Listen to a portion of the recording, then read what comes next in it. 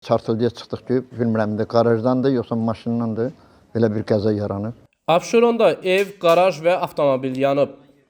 Abşeron rayonunun Novxanı kəndində dəhşətli yanğın hadisəsi baş verib. Qeyd edim ki, yanğın hadisəsi Hacı Zeynalabdin küçəsindəki bax bu mənzildə, bu fərdi yaşayış evinin həyətində qeydə alınıb. Qeyd edim ki, yanğın ilk olaraq bu avtomobildən başlayıb. Qeyd edim ki, bu avtomobil əvvəlcə qarajda olub.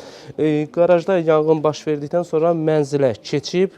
Vətəndaş bildirir ki, ümumilikdə yanğın nəticəsində ona 40 min manatdan çox maddi ziyan dəyib.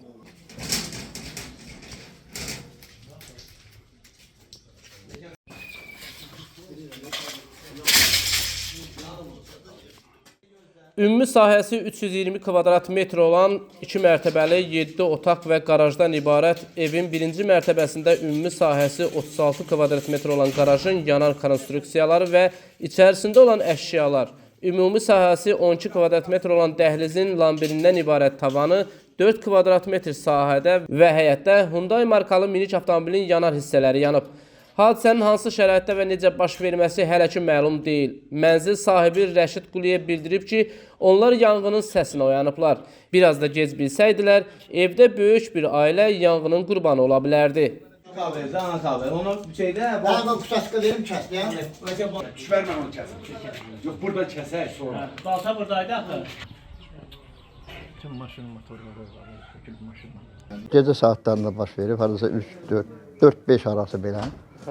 Biz yatdığımız yerdə bir də gördük səs gəlir. Çartıldıya çıxdıq ki, bilmirəm də qarajdandır, yoxsa maşındandır. Belə bir qəza yaranıb. Həm qarajın içi birinci mərtəbə yanıb, həm də maşın yanıb. Başqa biz də gördüyümüz bu olub. Pajarniyə xəbər verdik, gəldilər. Qonşuların köməkliyi ilə yarısını söndürmüşük, yarısını gəldi sağ olsun. Pajarni gəldi, söndürdü.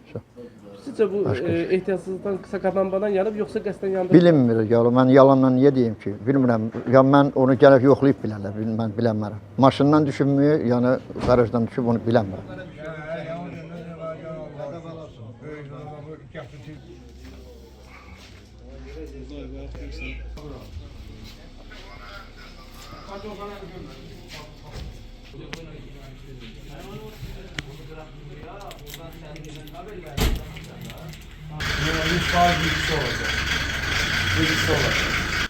Hadisə yerinə Fövqəladə Hallar Nazirliyinin bir neçə briqadası və canlı qüvvəsi cəlb olunaraq evin qalan hissəsi və bitişik köməkçi tikili yanğından mühafizə olunub.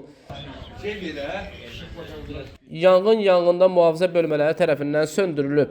Faktla bağlı araşdırma aparılır. Nizami Rəsulov xüsusi olaraq Dinas TV üçün.